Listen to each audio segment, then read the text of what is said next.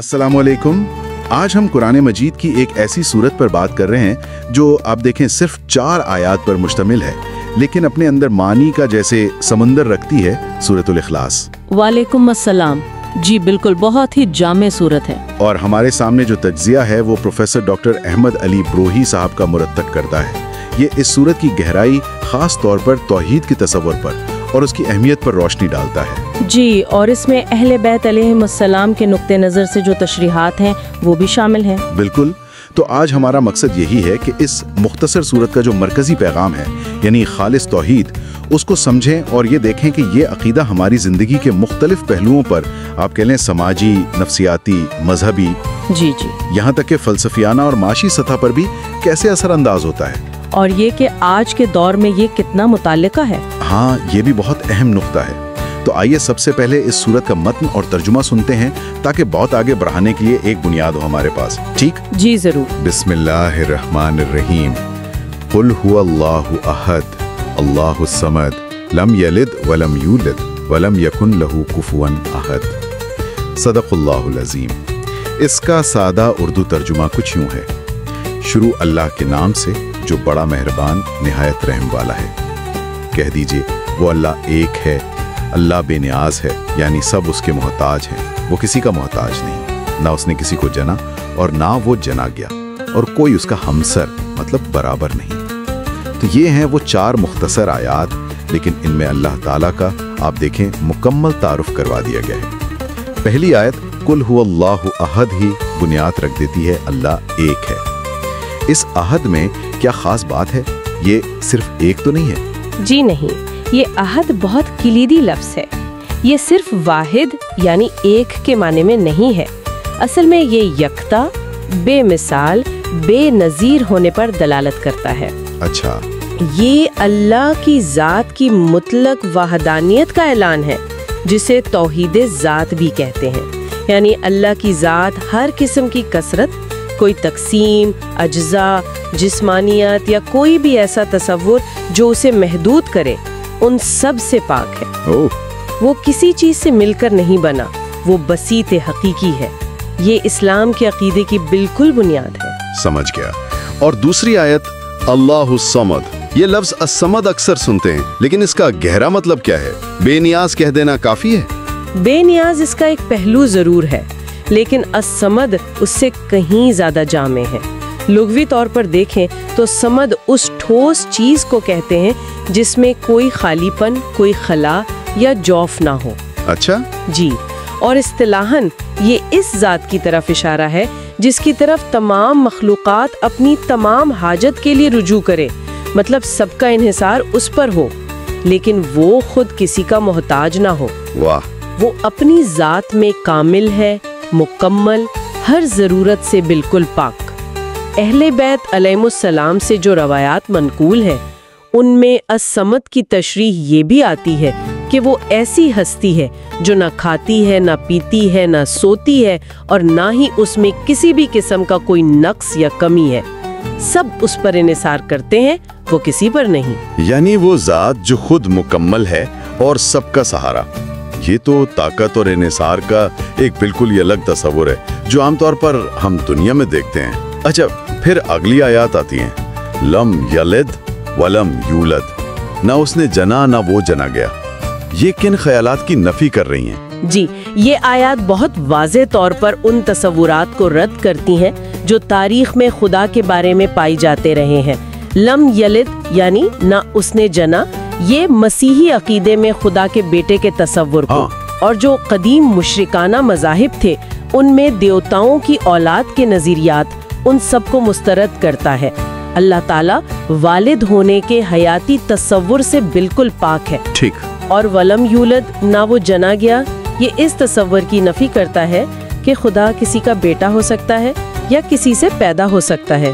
वो अज़ली है, हमेशा से है, इसकी कोई इब्तिदा नहीं। तो ये दोनों मिलकर अल्लाह को हर किस्म के नस्बी ताल्लुक, पैदाइश और फना से मुबर्रा करार देती है। और फिर आखिरी आयत वलम यकुन लहू कुफुवन अहद, कोई इसका हमसर नहीं। ये तौहीद के पूरे तस्वुर को मुकम्मल कर देती है ना? बिल्कुल। ये आयत अल्लाह की बेमिसाली और यकताई पर जैसे मोहर लगा देती है। کفو کا مطلب ہوتا ہے برابر، ہم پلہ، مماثل۔ ہم پلہ، جی، یعنی کائنات میں کوئی بھی چیز، کوئی ہستی، کوئی تصور، نہ ذات میں، نہ صفات میں، نہ افعال میں اللہ کے برابر یا اس جیسا ہو ہی نہیں سکتا۔ وہ ہر لحاظ سے منفرد اور لاسانی ہے۔ تو یہ چاروں آیات مل کر توحید کا ایک ایسا جامع اور مکمل تصور پیش کرتی ہیں جو ہر قسم کے شرک اور تشبیہ، یعنی خدا کو مخلوق جیسا سمجھنا، ان سب کی نفی کرتا ہے۔ اسی لیے شاید اس کی فضیلت اتنی زیادہ بیان ہوئی ہے۔ ایک مشہور قول ہے کہ اس سورت کو ایک بار پڑھنا 1/3 قرآن پڑھنے کے برابر ہے، 2 بار پڑھنا 2/3 اور 3 بار پڑھنا پورے قرآن کے برابر ہے۔ یہ اس کے پیغام کی اہمیت اور مرکزیت کو ظاہر کرتا ہے کہ گویا پورے قرآن کا خلاصہ، اس کا جوہر اس میں موجود ہے۔ واقعی یہ حیران کن ہے، اتنی مختصر صورت میں اتنی جامعیت۔ اچھا، اب ذرا اس کے ان پہلوؤں کو دیکھتے ہیں جن کا ذکر ہمارے ماخذ یعنی پروفیسر بروہی کے تجزیہ میں ملتا ہے۔ یہ توحید کا تصور صرف ایک عقیدے تک تو محدود نہیں لگتا۔ جی نہیں، بالکل نہیں۔ اس کے عملی اثرات بھی ہیں۔ سب سے پہلے سماجی پہلو کو لیتے ہیں۔ یہ عقیدہ معاشرے پر کیسے اثر ڈالتا ہے؟ سوشل ڈائمینشن جسے کہتے ہیں۔ اس کا سماجی اثر بہت گہرا ہے، بلکہ انقلابی ہے۔ جب بنیاد یہ ہو کہ حاکم مطلق، وہ جو اصل اتھارٹی ہے، وہ صرف اللہ ہے، تو پھر کوئی انسان دوسرے انسان پر خدائی کا دعویٰ کر ہی نہیں سکتا۔ صحیح۔ نہ کوئی بادشاہ، نہ کوئی مذہبی پیشوا، نہ کوئی طاقتور طبقہ۔ یہ تصور انسانوں کے درمیان جو جھوٹے امتیازات قائم کر دیے گئے ہیں، نسل، رنگ، قبیلہ، ذات پات، امیری، غریبی، ان سب کی جڑ کاٹ دیتا ہے۔ اچھا، اگر اللہ ایک ہے اور سب اسی کے بندے ہیں تو پھر سب انسان برابر ہیں۔ اس سے ایک ایسی انسانی برادری وجود میں آتی ہے جس کی بنیاد تقویٰ اور کردار ہو، نہ کہ نسلی یا طبقاتی برتری۔ توحید آپ دیکھیں، دراصل انسانی مساوات کا سب سے بڑا منشور ہے۔ یہ تو ہوئی معاشرے کی بات۔ اچھا، یہ بتائیے کہ یہ عقیدہ انفرادی سطح پر یعنی انسان کی نفسیات پر کیسے اثر انداز ہوتا ہے؟ کیا اس کا کوئی نفسیاتی پہلو، سائیکولوجیکل ڈائمینشن بھی ہے؟ یقیناً ہے۔ نفسیاتی طور پر توحید انسان کو بے پناہ ذہنی سکون اور مضبوطی عطا کرتی ہے۔ جب انسان کا ایمان ہو کہ کائنات کا نظام چلانے والی، نفع نقصان پہنچانے والی ہستی صرف ایک ہے، تو وہ لاتعداد قسم کے خوف سے آزاد ہو جاتا ہے۔ اسے ستاروں کی گردش کا خوف نہیں رہتا، نہ لوگوں کا خوف، نہ معاشی تنگی کا وہ مستقل ڈر جو انسان کو کھائے جاتا ہے۔ صحیح۔ یہ عقیدہ کہ رزق کا مالک اللہ ہے، یہ انسان کو حسد، لالچ اور دنیاوی مقابلے کی دوڑ میں الجھنے سے بچاتا ہے۔ اللہ الصمد پر یقین یہ انسان کو اندرونی طور پر خود مختار بناتا ہے۔ خود مختار کیسے؟ ایسے کہ اسے پھر مخلوق کے سامنے ہاتھ پھیلانے کی، ان پر انحصار کرنے کی حاجت نہیں رہتی۔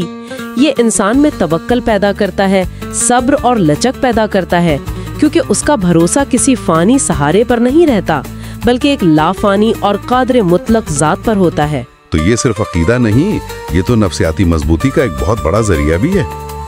یہ خیال کہ اللہ پر انحصار ہو تو باقی خوف ختم ہو جاتے ہیں، یہ بات تو سماجی برابری والے نقطے سے بھی جڑتی ہے نا؟ ہے نا؟ بالکل جڑتی ہے کہ اگر سب ایک ہی خدا کے محتاج ہیں تو پھر انسانوں میں اونچ نیچ کیسی؟ اچھا، اب ذرا اس کے واضح مذہبی پہلو پر آتے ہیں، ریلیجس ڈائمینشن۔ مذہبی طور پر جیسا کہ ہم نے شروع میں بات کی، یہ سورت اسلام کے بنیادی عقیدے توحید کا خالص ترین اظہار ہے۔ یہ تمام ابراہیمی مذاہب کی مشترکہ بنیاد ہے، لیکن یہاں اسے جس وضاحت اور قطعیت کے ساتھ بیان کیا گیا ہے وہ بے مثال ہے۔ یہ ہر قسم کے شرک کے خلاف ایک واضح اعلان ہے، چاہے وہ بت پرستی کی شکل میں ہو، یا شخصیات کی پوجا ہو، یا تثلیث جیسے پیچیدہ نظریات ہوں، یہ ان سب کو رد کرتی ہے۔ یہ عقیدہ مسلمان کی مذہبی شناخت کی بنیاد ہے۔ یہ ایک کسوٹی ہے، آپ کہہ لیں، جو خالص ایمان کو ہر قسم کی ملاوٹ سے الگ کرتی ہے۔ ٹھیک ہے، اب آتے ہیں اس پہلو کی طرف جو شاید تھوڑا زیادہ گہرا ہے، فلسفیانہ جہت، فلسافیکل ڈائمینشن۔ کیا یہ مختصر سی صورت فکر و فلسفے کے میدان میں بھی کوئی گہری بات کرتی ہے؟ بالکل کرتی ہے۔ یہ صورت وجود یعنی ایگزسٹنس کے بنیادی سوالات سے متعلق ہے۔ فلسفیانہ سطح پر یہ واجب الوجود کی وحدانیت کے تصور کی بنیاد فراہم کرتی ہے۔ اللہ احد ہے، یعنی اس کی ذات بسیط ہے، اس میں کوئی ترکیب نہیں، کوئی اجزاء نہیں، کوئی دوئی مطلب ڈیویلٹی نہیں۔ بسیط یعنی سمپل، ناٹ کمپوزٹ۔ جی بالکل، وہ صمد ہے، یعنی وہ قائم بے ذات ہے، اس کا وجود کسی علت یا سبب کا محتاج نہیں۔ لم یلد ولم یولد اس کے ازلی اور ابدی ہونے پر دلالت کرتا ہے۔ وہ کنٹنجنسی یعنی امکان حدوث سے پاک ہے۔ امکان حدوث، جی مطلب وہ ممکنات میں سے نہیں، وہ واجب ہے، وہ نہ کسی سے نکلا ہے نہ اس سے کوئی نکلا ہے۔ یہ تصورات اسلامی فلسفہ اور علم کلام کی بنیاد ہیں۔ یہ 4 آیات حقیقت اولیہ یعنی الٹیمیٹ ریالٹی کا ایک ایسا نقشہ پیش کرتی ہیں جو منطقی طور پر نہایت مستحکم ہے۔ اور یہاں دلچسپ بات یہ ہے کہ وجود کے یہ گہرے فلسفیانہ نقاط آپ دیکھیں انتہائی سادہ الفاظ میں بیان کر دیے گئے ہیں۔ یعنی فلسفے کے بڑے بڑے مسائل کا جواب ان آسان الفاظ میں پوشیدہ ہے۔ یہ واقعی کمال ہے۔ اچھا، اس کا ہماری عملی زندگی، ہمارے اخلاق پر کیا اثر پڑتا ہے؟ اس کی اخلاقی جہت، مورل ڈائمنشن کیا ہے؟ اخلاقی جہت تو بہت ہی واضح ہے۔ سب سے پہلے تو اس سورت کا نام ہی اخلاص ہے، یعنی خلوص۔ ہاں، خلوص۔ یہ سکھاتی ہے کہ ہر نیک عمل، خاص طور پر عبادت، صرف اور صرف اللہ کے رضا کے لیے ہونی چاہیے، کسی دکھاوے کے لیے نہیں، شہرت یا دنیاوی فائدے کے لیے نہیں۔ ٹھیک۔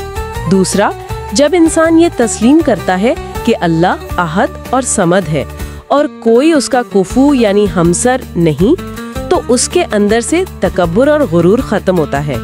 اسے اپنی حقیقت کا، اپنی عاجزی کا اور اللہ کی عظمت کا احساس رہتا ہے، اس سے انکساری پیدا ہوتی ہے۔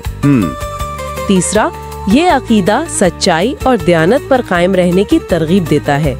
جو ہستی خود حق ہے، اس کے ماننے والوں کو بھی اپنی زندگی میں سچائی، پاکیزگی اور شفافیت کو اپنانا چاہیے۔ سماجی، نفسیاتی، مذہبی، فلسفیانہ، اخلاقی، کیا اس کا کوئی معاشی پہلو، اکنامک ڈائمنشن بھی ہو سکتا ہے؟ یہ شاید فوراً ذہن میں نہ آئے۔ جی، بظاہر شاید نہ لگے، لیکن اس کا ایک اہم معاشی پہلو بھی موجود ہے۔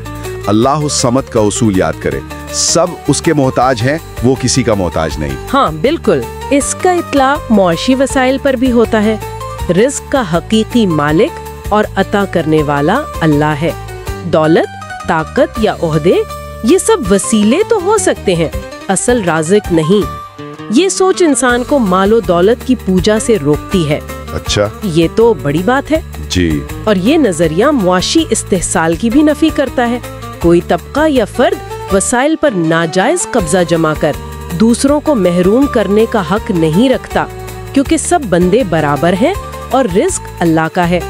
اس سے منصفانہ تقسیم، زکوٰۃ، صدقات اور معاشی انصاف پر مبنی نظام کی اہمیت اجاگر ہوتی ہے۔ اگر ہم اسے بڑے تناظر سے جوڑیں جی، تو یہ ایک ایسی معاشی سوچ کی بنیاد رکھتی ہے جو ارتکاز دولت یعنی کنسنٹریشن آف ویلتھ کے بجائے گردش دولت اور کفالت عامہ پر زور دیتی ہے۔ یہ تو بہت ہی دلچسپ نقطہ ہے کہ توحید کا عقیدہ معاشی رویوں پر بھی اثر انداز ہوتا ہے۔ اب آخری سوال اور شاید سب سے اہم، یہ تمام باتیں مساوات، نفسیاتی سکون، خالص عبادت، فلسفیانہ گہرائی، اخلاقی پاکیزگی، معاشی انصاف، یہ سب آج کے دور میں 21ویں صدی میں کس حد تک قابل عمل اور متعلقہ ریلیونٹ ہے؟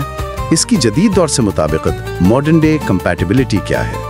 میرے خیال میں تو یہ پیغام آج شاید پہلے سے بھی زیادہ متعلقہ ہے۔ آج کی دنیا مادیت پرستی، مٹیریلزم اور صارفیت کنزیومرزم کی لپیٹ میں ہے۔ ہم انجانے میں دولت کو، شہرت کو، ٹیکنالوجی کو، سٹیٹس کو، حتیٰ کہ اپنے ایگو کو خدا بنا بیٹھتے ہیں۔ صحیح کہا۔ سورۃ الاخلاص ہمیں ان جھوٹے خداؤں کی غلامی سے نکال کر حقیقی آزادی کی طرف بلاتی ہے۔ صرف ایک اللہ کی بندگی، یہ ہے اصل آزادی۔ ٹھیک۔ دوسرے، آج جب دنیا ایک گلوبل ولیج بن چکی ہے، مختلف مذاہب اور ثقافتوں کے درمیان مکالمے کی ضرورت پہلے سے کہیں زیادہ ہے۔ اس صورت کا سادہ، واضح اور منطقی پیغام توحید بین المذاہب افہام و تفہیم کے لیے ایک بہترین نقطہ آغاز فراہم کرتا ہے۔ یہ ان تمام لوگوں کو اپیل کرتا ہے جو ایک خالق کے تصور پر یقین رکھتے ہیں۔ یہ بھی اہم ہے۔ تیسرے، آج کا دور تیز رفتار ہے، معلومات کا سیلاب ہے، جہاں شناخت کا بحران، آئیڈینٹی کرائسس بہت عام ہے۔ یہ صورت فرد کو ایک مضبوط مرکز اور ایک واضح سمت عطا کرتی ہے، ایک خدا، ایک مقصد حیات۔ بالکل۔ اور آخر میں یہ عقیدہ سائنس اور عقلیت سے متصادم نہیں، یہ کائنات کے لیے ایک خالق کا تصور پیش کرتا ہے جو منطقی اور سادہ ہے، بجائے دیوتاؤں کی پیچیدہ کہانیوں اور افسانوں کے۔ یہ خدا کو جسمانیت، اولاد اور شراکت داری سے پاک قرار دے کر ایک ماورائی مطلق حقیقت کا تصور دیتا ہے۔ زبردست۔